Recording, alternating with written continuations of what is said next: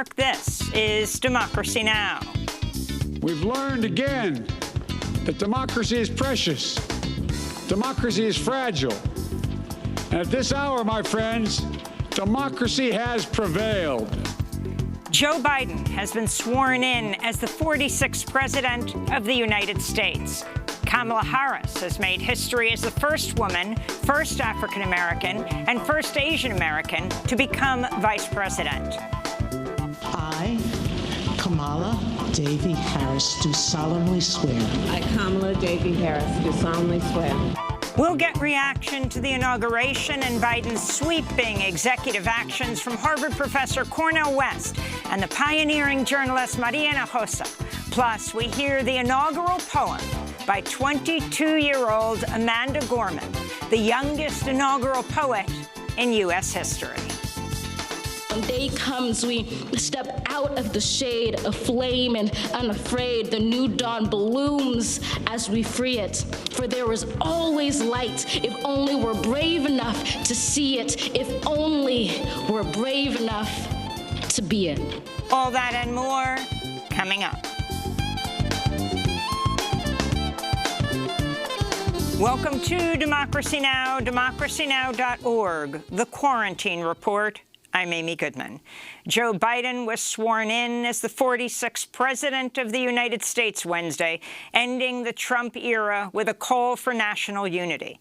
Speaking on the steps of a Capitol building that just 2 weeks ago prior was mobbed by a group of right-wing extremists trying to overturn the election, President Biden said the U.S. faces an unprecedented combination of challenges posed by the COVID-19 pandemic, mass unemployment, racial injustice, white supremacist violence, and the existential threat of climate change. And he warned against the spread of lies in a thinly veiled reference to the Trump administration's constant stream of falsehoods over the past 4 years. Recent weeks and months have taught us a painful lesson. There is truth and there are lies. Lies told for power and for profit. And each of us has a duty and a responsibility as citizens, as Americans, and especially as leaders who have pledged to honor our Constitution and protect our nation, to defend the truth and defeat the lies. Biden was administered the oath of office by Chief Justice John Roberts. The Supreme Court's first Latina justice, Sonia Sotomayor, administered the oath to Vice President Kamala Harris. Harris is the first woman, first African-American, first Asian-American, first Indian-American, and first Caribbean-American to hold the office. We'll have excerpts from the inauguration after headlines. President Biden signed 17 executive orders Wednesday in his first official act from the Oval Office. Among other things, the orders strike down Trump's ban on travelers from majority Muslim nations, end construction of Trump's border wall, strengthen DACA, the Deferred Action for Childhood Arrivals program for young immigrants. Biden rejoined the Paris Climate Accord and canceled the Keystone XL pipeline, put a moratorium on oil and gas permits in the Arctic National Wildlife Refuge, and ordered a review of Trump's actions undermining public health and the environment. Biden extended a federal moratorium on evictions and a pause on student loan payments and interest. President Biden also ordered the U.S. to re-engage with the World Health Organization and ordered a mask mandate for interstate travelers and visitors to federal buildings during the pandemic.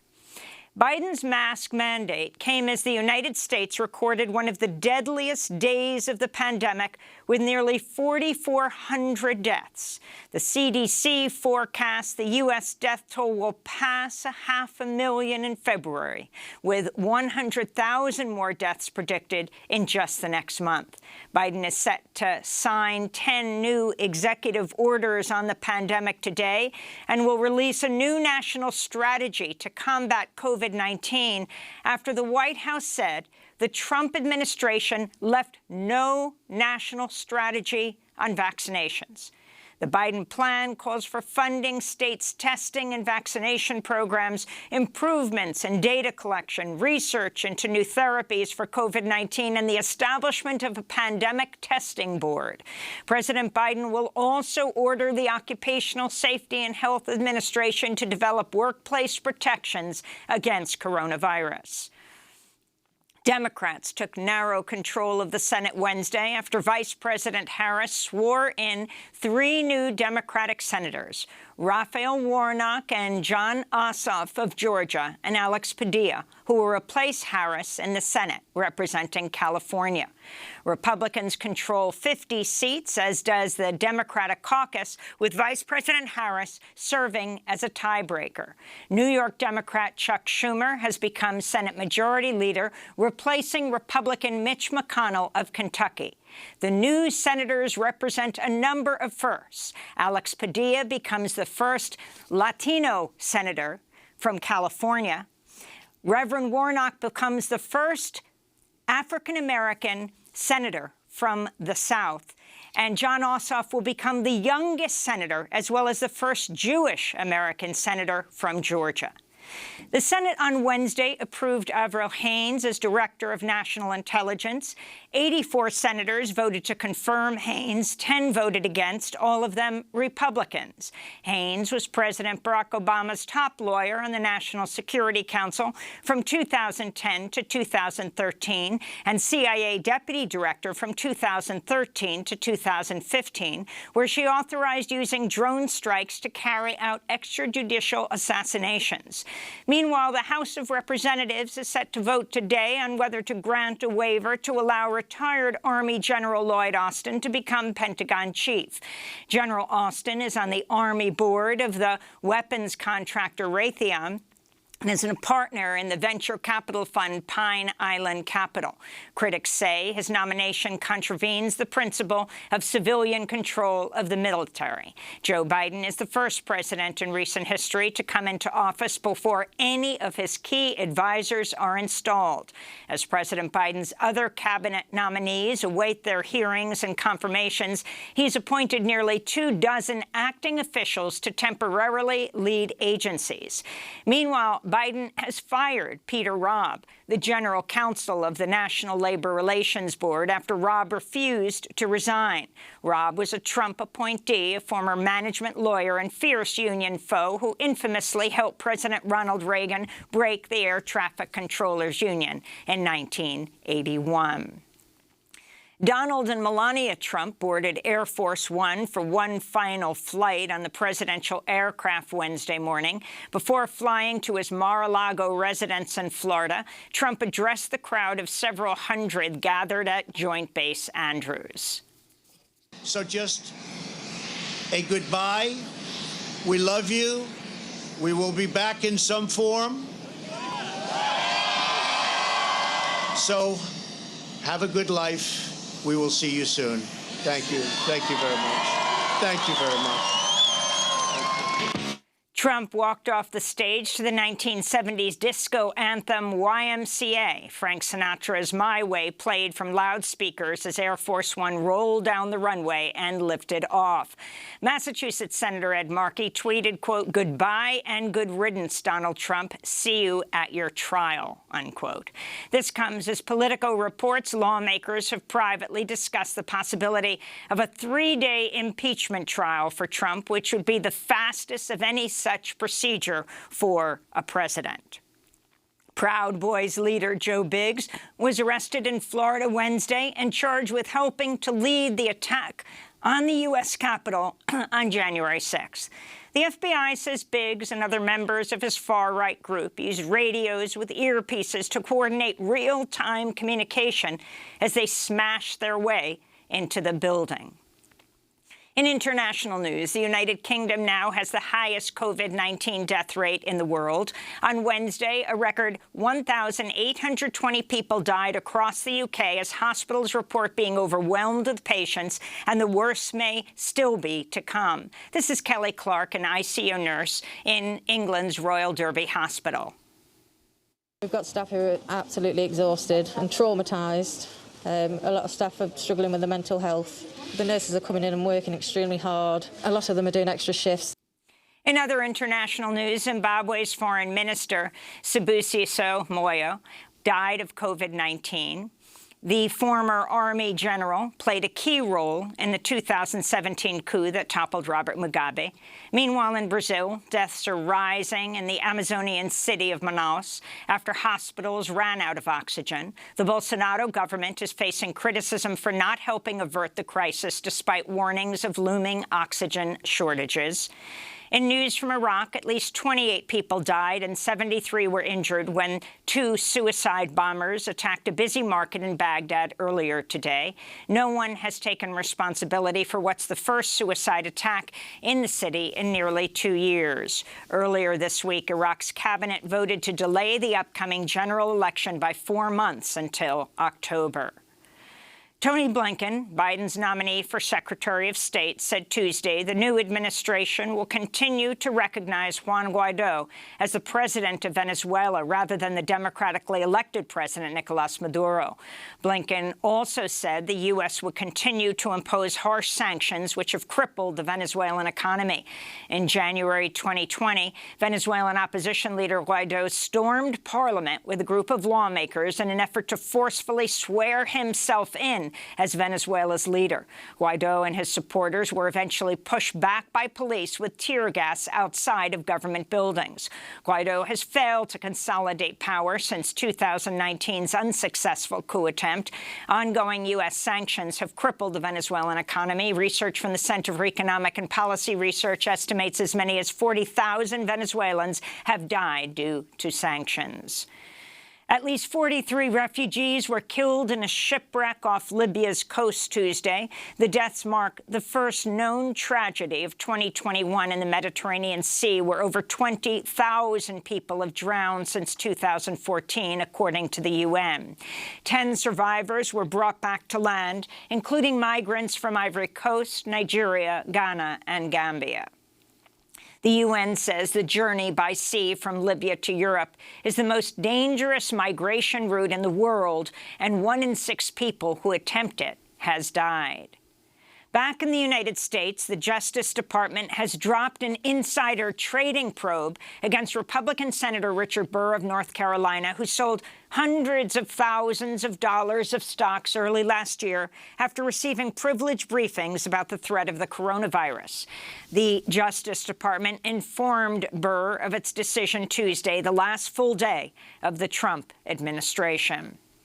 President Biden signed an executive order to impose stricter ethic rules on government workers. Biden has banned so-called golden parachutes when companies give bonuses to workers who leave to enter the government. The order will also bar Biden appointees from lobbying the administration if they leave office before his term ends. Government watchdogs are demanding transparency over donations to Joe Biden's and Kamala Harris's inaugural committee after it accepted gifts of up to $1 million from corporations and wealthy individuals. Among major donors to the inaugural, Amazon, Boeing, Capital Group, Comcast, Fidelity Financial, Google, Microsoft, Qualcomm, UPS, United Airlines, and Verizon. In 2019, House Democrats proposed an ethics bill that would cap inaugural donations at $50,000 while requiring the online disclosure of major donors.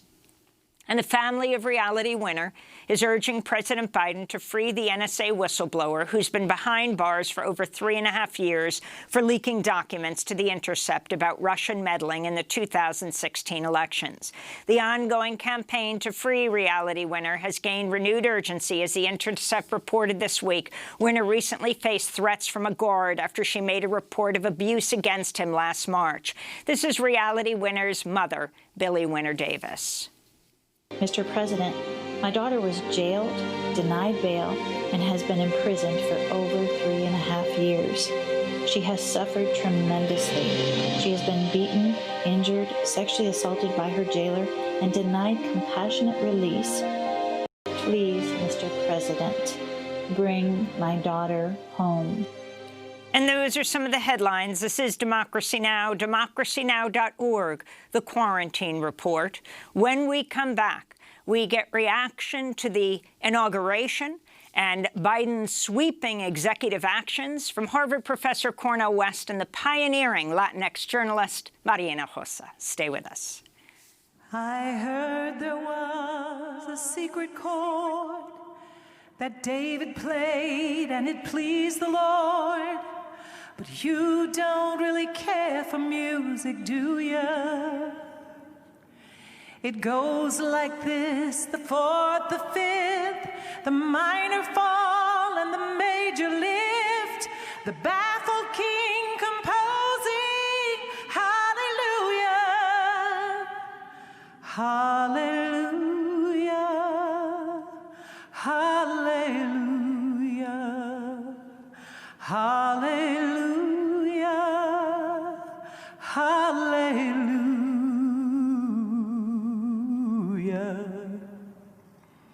I know that there's a God above, and all I've ever learned from love is how to shoot at someone who outdrew you.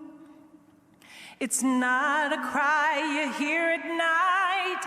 It's not someone who's seen the light. It's a cold and it's a broken hallelujah. Hallelujah, hallelujah, hallelujah, hallelujah,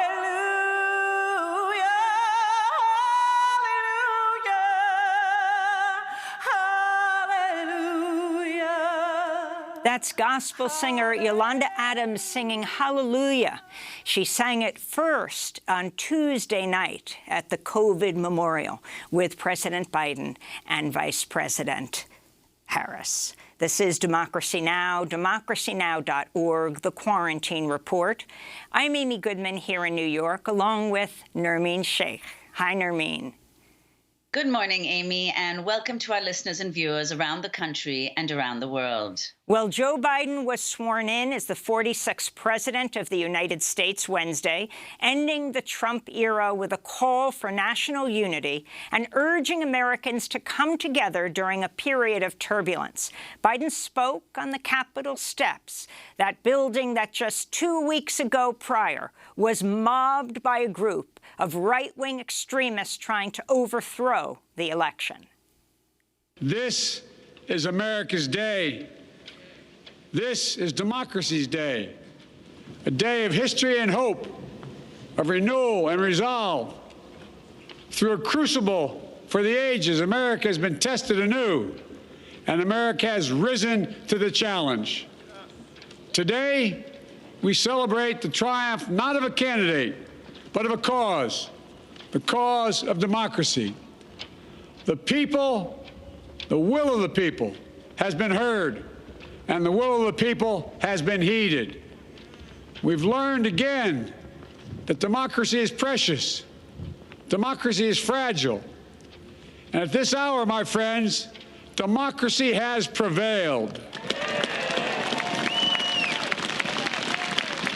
So now, on this hallowed ground where just a few days ago, violence sought to shake the Capitol's very foundation, we come together as one nation, under God, indivisible, to carry out the peaceful transfer of power as we have for more than 2 centuries. This is a great nation. We are good people.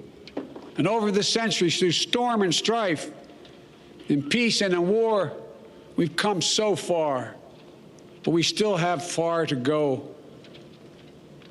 We'll press forward with speed and urgency, for we have much to do in this winter of peril and significant possibilities. Much to repair, much to restore, much to heal, much to build, and much to gain. Few people in our nation's history have been more challenged or found a time more challenging or difficult than the time we're in now. Once-in-a-century virus that silently stalks the country. It's taken as many lives in 1 year as America lost in all of World War II. millions of jobs have been lost. Hundreds of thousands of businesses closed. A cry for racial justice, some 400 years in the making, moves us. The dream of justice for all will be deferred no longer.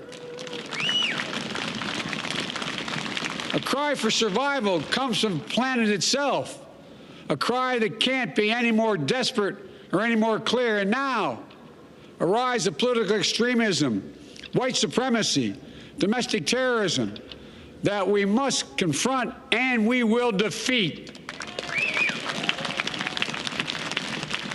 To overcome these challenges, to restore the soul and secure the future of America, requires so much more than words. It requires the most elusive of all things in a democracy: unity. Unity.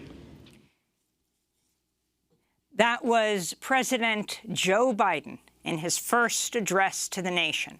Shortly before his speech, Supreme Court Justice Sonia Sotomayor, the first Latinx Supreme Court Justice, a Puerto Rican daughter of the Bronx, swore in Kamala Harris as the first ever woman, South Asian, and Black Vice President, a daughter of Oakland. Please raise your right hand and repeat after me.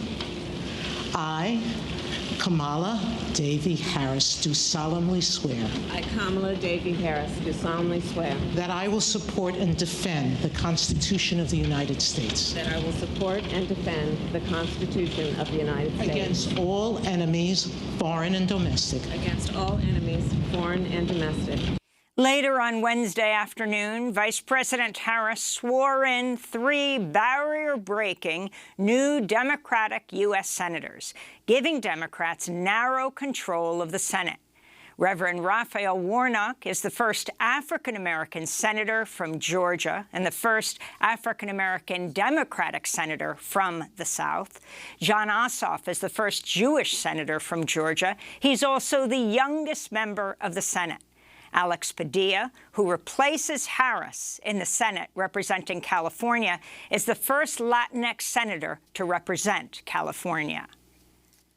The chair lays before the Senate 2 certificates of election for the state of Georgia and a certificate of appointment to fill the vacancy created by the resignation of former Senator Kamala D. Harris of California.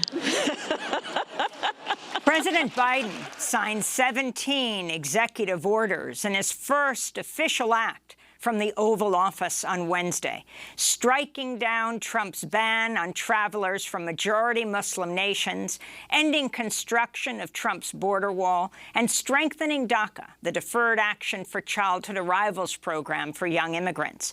Biden rejoined the Paris Climate Accord and canceled the Keystone XL pipeline, put a moratorium on permits in the Arctic National Wildlife Refuge, ordered a review of Trump's actions undermining public health and the environment. President Biden extended a federal moratorium on evictions and a pause on student loan payments and interest. Biden also ordered the U.S. to re-engage with the World Health Organization and ordered a mask mandate for interstate travelers and visitors to federal buildings during the pandemic. For more on these actions of the Biden administration, on the overall inauguration and Inauguration Day itself, and what comes next, not to mention what came before, we're joined by 2 guests. Dr. Cornel West is with us, professor of the practice of public philosophy at Harvard University, author of many books, including Race Matters and Black Prophetic Fire. His new podcast is called The Tightrope.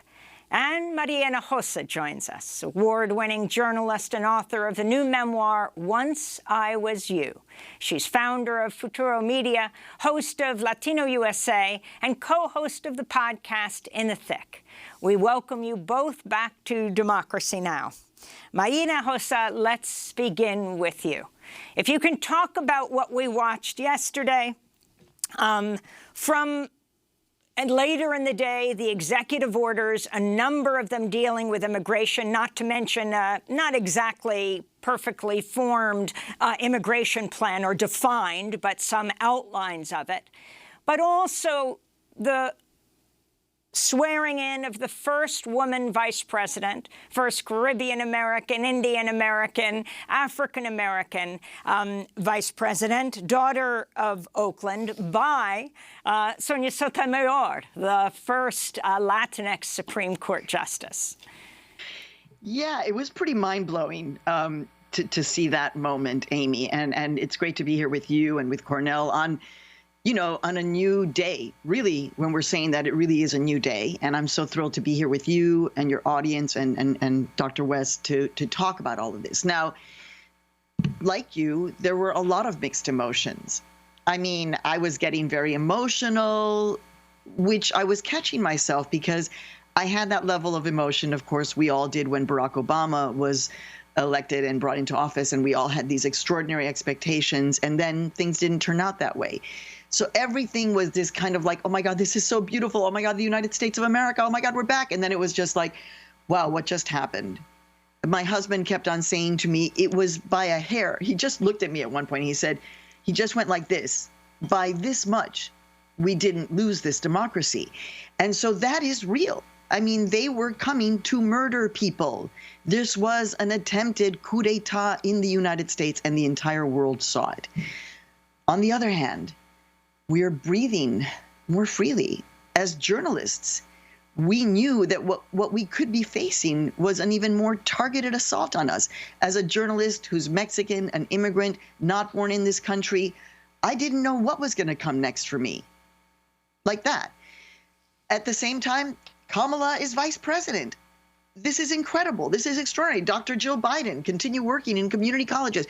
So, it was here in my household, my daughter, who I was just like, aren't you emotional? And she was like, and she was very much active in electoral politics for the first time ever in her life at 22. But she just kept on saying, I don't want people to just walk away now. I don't want people to just think it's all good. And so the work continues. La luta continúa. And Dr. Cornell West, if you could respond to what happened yesterday at the inauguration and your sense of what this new administration might hold. Well, again, I'm just blessed anytime to be with you, my dear sister and Sister Amy, Sister Maria. But I was just thinking about this fundamental pattern of American history where, 200,000 black soldiers had to join the Union Army, break the back of white supremacist slavery, Black freedom movement in the 60s, break the back of white supremacist apartheid. Here again, you got black folk coming to keep us going off the neo-fascist cliff with the gangster Trump. And yet at the same time, black folk often in the end up re-crucified, especially black poor, especially black working class. This is a point I think that Sister Maria was making about the disappointment that there's a rot in the system, and the rot is corporate greed and Pentagon militarism. And no matter how many no matter how many people of color you sprinkle around, even in high places, if they can't reshift that trajectory of the empire, then in fact you end up with a deep, deep disappointment. You see, so it is a new day. I'm so glad we stopped the neo-fascist threat. I want to thank Amy Allison, which she the people. Want to thank Stacey Abrams, of course, with Fair Fight, Refuse Fascism with Sister Sansara and Brother Andy, and actually I was part of that myself as a co-initiator. But I'm it's not just mixed emotions, but I'm just now suspicious of the capitulation to the neoliberal greed and lies and hatred. Now that we've pushed back the neo-fascist forms of greed and lies and hatred. And so the issue of poor people, the issue of working people, that's going to be the crucial thing for me. And when you look at Biden, you say, okay, the old Biden's tied to 3 crimes against humanity: invasion, occupation of Iran, mass incarceration, especially for young black and brown brothers and sisters. And then you've got Wall Street greed unleashed. And we haven't even got to the vicious Israeli occupation. All of those Biden, the old Biden, fundamentally tied to, used to brag about each and every one of them. We'll see whether there's a new Biden. I want to be open. I'm a prisoner of hope. But I wasn't born that night. Maybe last night. I wasn't born last night. Let me put it that way. I was born that night, but not last night. We're going to see. Dr. West, I'd like to ask you about comments that you made in a recent interview saying that effectively there's no democracy left in America because of the nihilism in the country, the various forms of nihilism. And you talk about the fact that the 74 million people who voted for Trump, of which a slim majority were both women and men, white women and men, but also 1 out of 3 Asians, 1 out of 3 Jews, more than 1 out of 3 Latinos, and even 1 out of 5 Black men. So could you say a little bit more about that, the range of people who voted for Trump, and there are 74 million of them? What should happen to them? What will happen to them under this new administration? How should they be dealt with or engaged?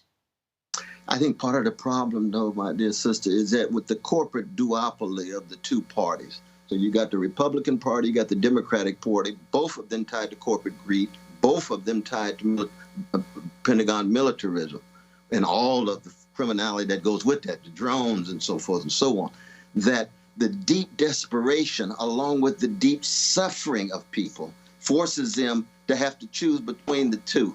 So when neoliberal policies come along and you get all the rationalizers of globalization that don't say a mumbling word about inequality, don't say a mumbling word about mass incarceration and so forth, that they say, okay, let's try the Democrats. Then, boom, 1% walks off with most of the wealth. Let's try populism. Well, the populism is much more right-wing than left-wing. Many of us with Bernie tried left-wing. The neoliberals crushed us unfairly in many ways. So they try the alternative. Here comes Trump, the neo-fascist Pied Piper. What happened? They still get crushed. How do poor and working people ever get their voices heard? And we know, you got social scientists like Brother Gillens and others who say that the voices of ordinary people are not heard. 72% of American citizens want Medicare for all. Biden, the exemplar of empathy and common humanity and compassion, he says he'll veto that bill in the middle of a pandemic. That doesn't look like too much empathy for me at all. What are we talking about here? As long as you got a system with this rot, the neoliberal form of the rot, the neo-fascist form of the rot, we've got to have much more either left populist, much more radical, or we're going to be right back where we were 4 years ago because the neoliberal policy of the old Biden won't work. But I'm giving the new Biden a chance. He might be FDR. We'll see. He's got to be bold. We'll see. I'm not holding my breath, but we shall see. History has a mystery to it. Former President Donald Trump did not attend the Biden-Harris inauguration, but 3 of his predecessors did. Presidents Bill Clinton, George W. Bush, and Barack Obama. They filmed a video message to President Biden Wednesday while standing in the Memorial Amphitheater at the Arlington National Cemetery. Obviously, there was a personal element to see my former vice president become the 46th president, to see Kamala Harris as our first woman vice president. But more broadly, I think inaugurations signal a tradition of a peaceful transfer of power that is over 2 centuries old. Well, I think the fact that the 3 of us are standing here talking about a peaceful transfer of power speaks to the institutional integrity of our country. So this is an unusual thing. We are both trying to come back to normalcy, deal with totally abnormal challenges, and do what we do best, which is try to make a more perfect union. It's an exciting time. So I want to put this question to each of you. That was President Clinton, before that George W. Bush, and starting with President Obama. On the one hand, this sense that the country is returning to normalcy, to a bipartisan consensus. But you look at the men, you look at George W. Bush, responsible for how many deaths, invading Afghanistan and then Iraq. You look at President Clinton, the welfare so-called reform bill that led to the impoverishment of so many and mass incarceration, which, of course, Joe Biden was very much a part of. And then President Obama called by his closest immigrant rights allies, the deporter-in-chief. Now, on the other hand, you have this slew of executive orders. On the first day, as they were recording this, you had President Biden signing off on the executive orders. And the executive orders include fortifying DACA. They include, at least for now, halting border wall construction. They approve reversing the travel ban in Muslim-majority countries and undoing Trump's expansion of immigration enforcement within the U.S.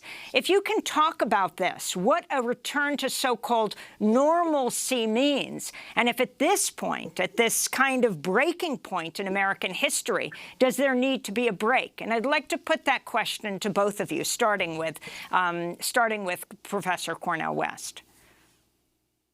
Well, I know. When I see those three brothers, they're tied to crimes against humanity. There's no doubt about that, from drones dropped on innocent people, from a Wall Street greed that crushes poor people and actually kills them concretely and symbolically.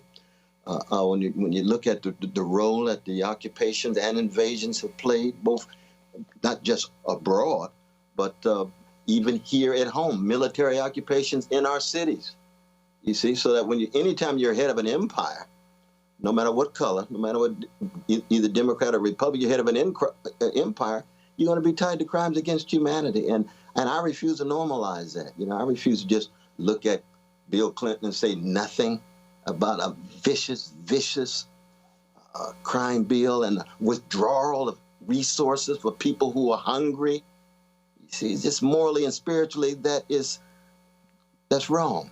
And Obama dropping these drones and bailing out Wall Street rather than working people and killing us, assassinating American citizens with no due process at all.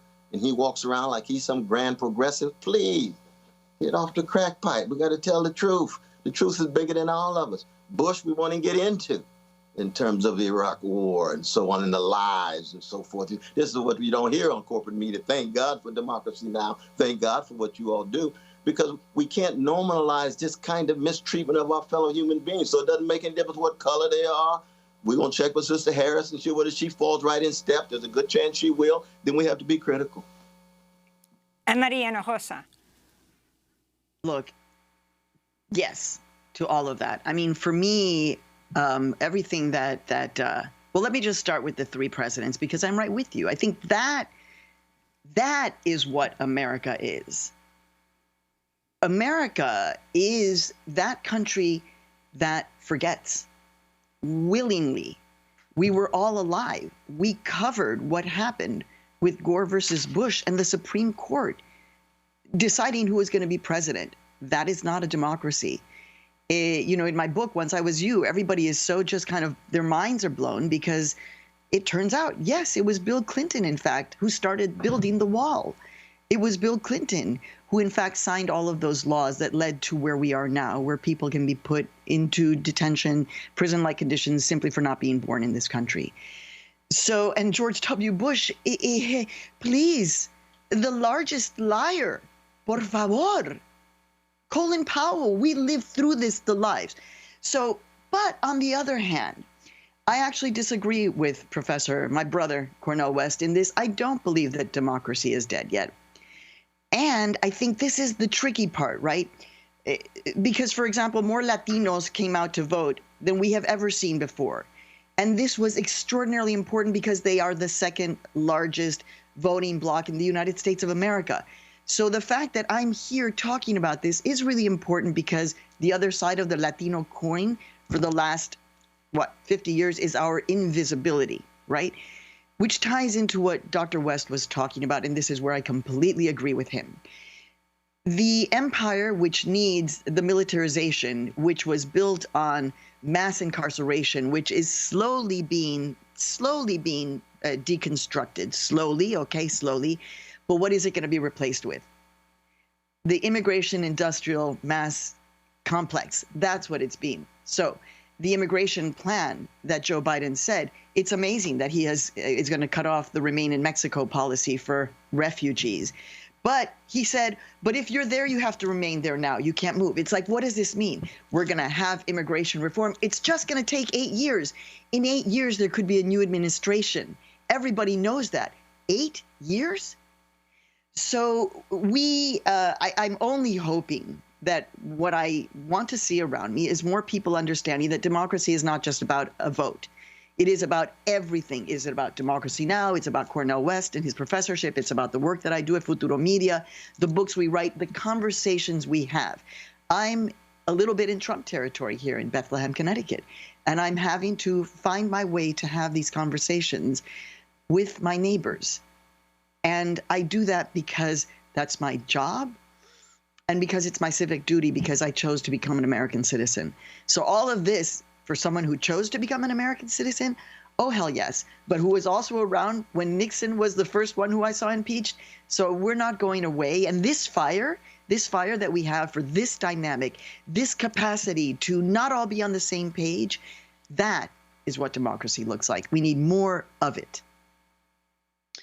And I'd like to ask each of you, Maria, if you could begin, what do you think now the Democrats are in control of the House and of the Senate? What do you think the priorities should be? And also, how can more progressive Democrats push the Biden-Harris administration to pursue policies that will differentiate this Democrat administration from the Obama one? Maria, if you could begin. Yeah, well, look, if you ask me, and I suppose I'm a little bit of a radical on this, what I would do, because, you know, we are much stronger than we think, that we've been able to live through this pandemic and staying home and not seeing anyone, not hugging people, not seeing our family. But I want it to stop. I would do a full shutdown. I would. And I would pay people. I would pay people. I would have, you know, checks going out to so that people can be home. That we're protecting the most essential workers, really, so that the economy and people can chill out and relax and not be freaking out at this point. And that takes care of COVID and the economy, I think, you know, inspiring the economy. Immigration reform, you know, people see it as a kind of an issue. Do you understand that if you were to do massive immigration reform right now, and I'm talking like in 3 years, what that would do to boost the American economy across the board? So I kind of feel like the neoliberalism stops this administration from being what they think is going to be called radical. And what I say, and I know what both of you say too, is this is not radical. What is radical is taking the uterus from a woman simply because she was not born in this country. What's radical is putting children in cages. What's radical is a police officer murdering a black man for doing nothing while being captured on camera. That is radical. The solution and the question here for the Biden administration, we're on the same page here, is can you change the narrative? Can you take accountability, apologize in a very big way, the both of them, so that we can begin to trust that there will be a deeper commitment to this real new day that we want to get to? And Dr. West. Indeed. Yeah, no, and I'm with my dear Sister Maria. In fact, I would even go further in embracing Sister Maria here. And you tell me what you think, my sister, that, I would say as long as there's persons like all of us, as long as there's artists like Yolanda Adams, as long as there's poets like Sister Amanda and Gabrielle, her sister, and Joan, her mother, that democracy is alive in the hearts and minds of people. And as long as we're willing to fight, as long as we're willing to tell the truth, as long as we're willing to hold on to integrity as opposed to superficial popularity, democracy is alive in the hearts and minds of people. But it's our structures that are profoundly anti-democratic. It's the big money. It's the lobbyists. It's the Wall Street greed. It's the big tech greed. That's what stands in the way. It's the white supremacy and the male supremacy and so forth and so on. The hatred of gays and lesbians and trans and non-binaries and so forth. So that in that way, there's always a struggle going on. So if I were asked, you know, what the Biden administration ought to do, they ought to look at the 14 points of the Poor People's Campaigns of my dear sister Thea Harris and my dear brother Barber. They lay it out. Massive cuts in military, fundamental investment in schools, in housing, in jobs with a living wage, the empowerment of the trade union movement, the defense of rights and liberties. And this is very, very important, you see, because when Biden's talk about critiquing white supremacy is a beautiful thing. We've never had a president talk about white supremacy like that. Even Obama, with 2 inaugural speeches, never talked about white supremacy like that. Right. But when he talks about domestic terrorists, the next thing you know, I'm a domestic terrorist because I'm critical of Israeli occupation. If I'm critical of any form of Zionism, by using the very term Zionism, that makes me an enemy of the state. So we have to be very clear that we're not for massive repression and censorship and the defense of rights and liberties, even as we're against white supremacy and male supremacy and any other ideology that loses sight of the humanity of people. And this is going to be a very important challenge, but we must raise our voices no matter what, based in part on what the Poor People's Campaign and other progressives are doing, not the fashionable, glitzy neoliberals who trot around as if they are progressives, but in fact are in the hip pocket of Wall Street and corporate greedy elites and big tech elites and militaristic elites. That's going to be the challenge. And that's the legacy of our dear brother this week, Martin Luther King Jr. That's what is so powerful in the poetry of Sister Gorman and the music of Yolanda Adams, if we listen very closely and let it touch our souls. Speaking of Martin Luther King and others, the new Oval Office decor has busts of Martin Luther King and Cesar Chavez and Eleanor Roosevelt and Rosa Parks, among others, along with a portrait of FDR. We're going to get final comments from Maria Hinojosa and Dr. Cornel West after break and after we play this remarkable 5 minutes during the inauguration. The youngest inaugural poet in U.S. history. Stay with us. I woke up to the morning sky first. Baby blue, just like we rehearsed. When I get up off this ground, I shake the leaves back down to the brown, brown, brown, brown, till I'm clean.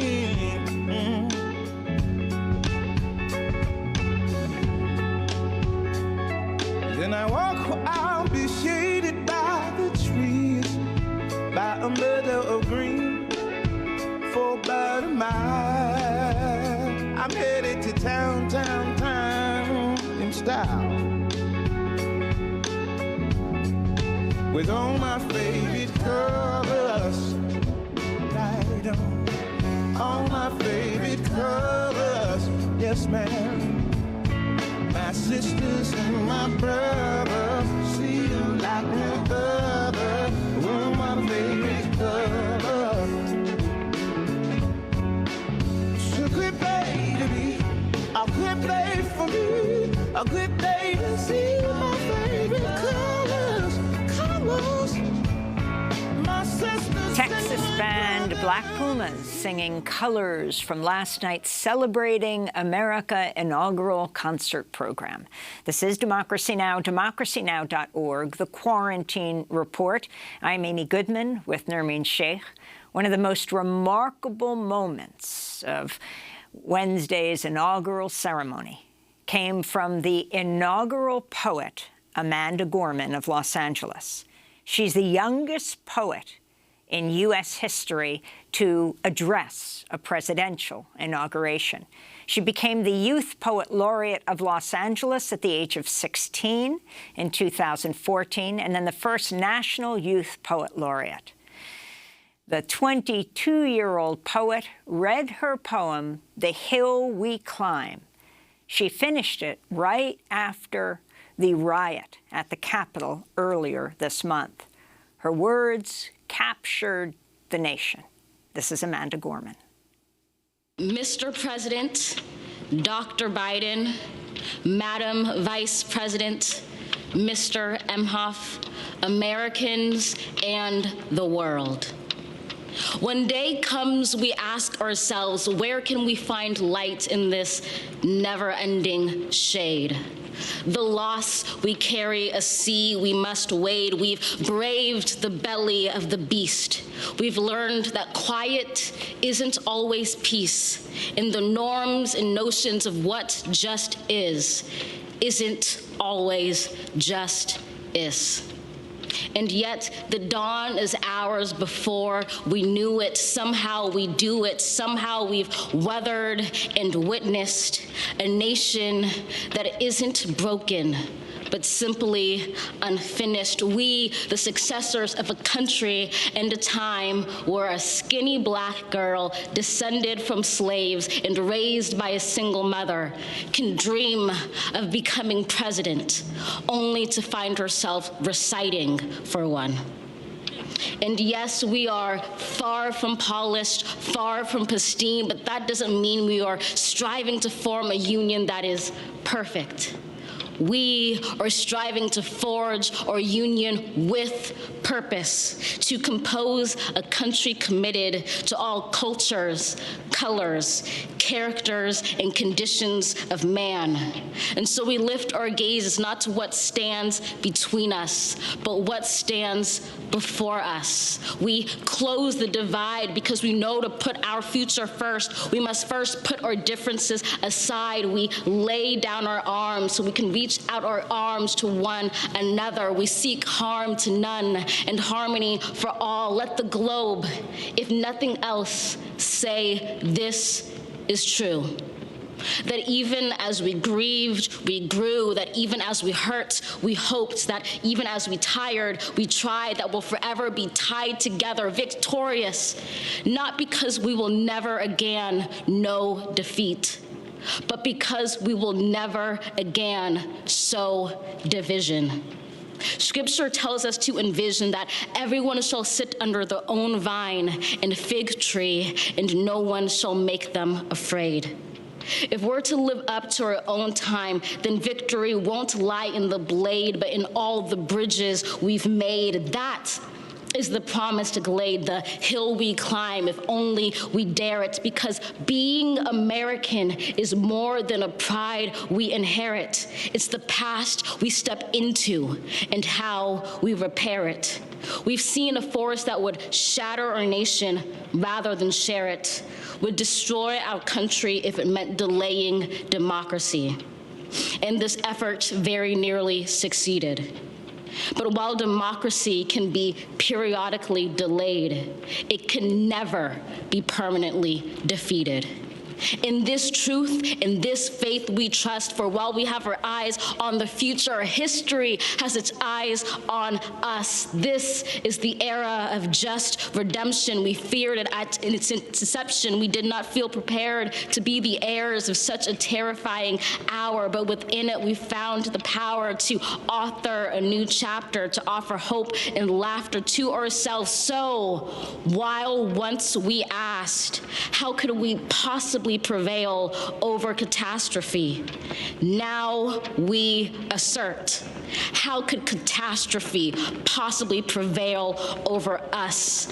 We will not march back to what was, but move to what shall be, a country that is bruised but whole, benevolent but bold, fierce and free. We will not be turned around or interrupted by intimidation, because we know our inaction and inertia will be the inheritance of the next generation. Our blunders become their burdens. But one thing is certain: if we merge mercy with might and might with right, then love becomes our legacy and change our children's birthright.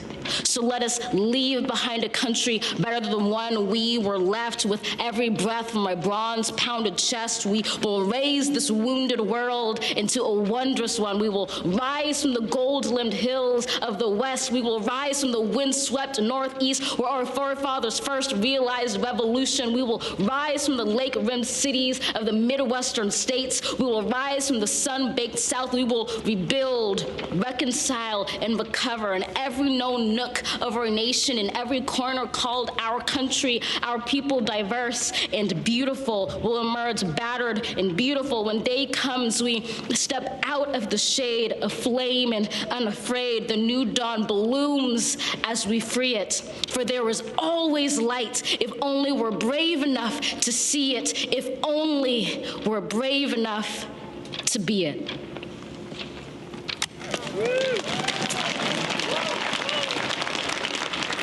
22-year-old Amanda Gorman, the youngest inaugural poet in U.S. history. This is Democracy Now! As we end our conversation with Dr. Cornel West, professor of the practice of public philosophy at Harvard University, and award-winning journalist Maria Hinojosa. In the last few minutes we have, Professor West, you were in Charlottesville, Virginia, when the Klan marched, when the white supremacists marched. Amanda was writing her poem through the riot, the white supremacist attack on the Capitol. Your final thoughts? Just that we say to Brother Biden, when he stood on the floor of the Senate November 18, 1993, and said, these young black folk are predators on the street beyond the pale to be taken out of society. If you're going to talk about empathy, you ought to extend your empathy to the cousins of the brilliant visionary poet Amanda on that street. They're human beings, even when they're incarcerated. Extend your sympathy to the immigrants trying to make their way, often coming into a country that used to be theirs, our Mexican brothers. Extend your sympathy to poor, no matter what color, working class, no matter what color. Yes, Jewish folk hated in Spain, hated in France, Palestinians hated on the West Bank. Where is your concrete empathy and compassion and acknowledging common humanity? That's the kind of pressure that he's going to have to expect from love warriors, freedom fighters like both myself and the Amanda Gormans, with memories of Sojourner Truth and Harriet Tubman and Toni Morrison and John Coltrane's Love Supreme. And Maria, your final thoughts? Wow, just also Frederick Douglass and Ida B. Wells, my founding fathers and founding mothers, right? That's why we do this. Look, the only thing that I'm trying to stay inspired, I really am, because otherwise what happens? So we just have to realize that those of us who have this understanding of what democracy looks like, got to deepen it. Okay, sometimes you can chill, you got to take a, relax, whatever, I understand, but we deepen it. That's why I love being on with both you, Amy, who I've known for years, and Brother West, is because there's such a humanity here. And I think that if Joe Biden and Kamala can do something, it would be to actually try to humanize, as Cornel was saying, the brothers and sisters of our dear poet, of Amanda, of so many, right? To humanize those who were not born here like myself. So this is our challenge. As I tell my students, I'm about to start teaching any minute now at Barnard, and I'll tell my students, there are some days when you cannot, in fact, be that unifier. So don't try it on those days. On the days when you can have dialogue, yes. But you know what? At the same time now, maybe this isn't a time for that right now. Give ourselves a little bit of a break also, to take critical pause for what we're seeing and to understand, finally, we are much stronger than we think. We never thought we could make it this far. But also, we did not all make it. We did not all make it. And so for that, I'm very sorry. But I'm looking at the sun, and I'm incredibly hopeful. Nature is what grounds me, and I hope it grounds the both of you, too. It's the three of you. It's been such a pleasure to be with all of you. We thank you so much for being here on this post-inauguration broadcast. Maria Hinojosa, award-winning journalist, author, and professor, and Dr. Cornel West, professor of practice of public philosophy at Harvard University. Democracy Now! Is produced with Renee Feltz, Mike Burke, Dina Guzder, Libby Rainey, Nermeen, Shaikh, Maria Tadasena, Carla Wills, Tammy Warrenoff, Tarina Nadura, Sam Alkoff, Taymuri Astudio, John Hamilton, Rabi Karen, Hani Masood, and Adriano Contreras. Our general manager is Julie Crosby. Special thanks to Becca Staley, Miriam Barnard, Paul Powell, Mike DeFilippo, Miguel Noguera, Hugh Grant, Dennis Moynihan, David Prude, and Dennis McCormick. Remember, wearing a mask is an act of love. I'm Amy Goodman with Nermeen Shaikh. Stay safe.